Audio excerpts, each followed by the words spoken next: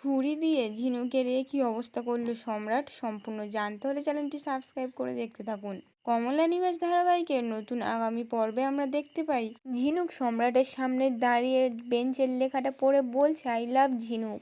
সম্রাট তো তখন প্রচণ্ড রেগে গিয়ে ঝিনুককে বলছে এই বেঞ্চে কে বসতো। ঝিনুক তো তখন ভয়ে ভয়ে বলছে আমি জানি না। সম্রাট তখন ঝিনুকের হাতে একটা ছুরি দিয়ে বলছে যে যে বেঞ্চের ওপর আই লাভ ইউ ঝিনুক লেখা আছে সেগুলো সব তুলবে কেটে। কামান ঝিনুক।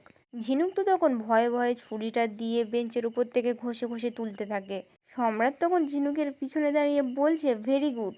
ঝিনুকের তো চোখে জল চলে আসে আর কাঁদতে শুরু করে। অন্যদিকে তো পল্লবীর অফিসের বস পল্লবীর সঙ্গে অসভ্যতামি শুরু করে দেয় আর বলছে পল্লবী তোমার হাতের এই আঙুলগুলো না খুব সুন্দর, আমাকে একটু স্পর্শ করতে দাও। অন্যদিকে আদিত্য নিজের সব অস্ত্র শস্ত্র নিয়ে গাড়ি চালিয়ে চলে যায়।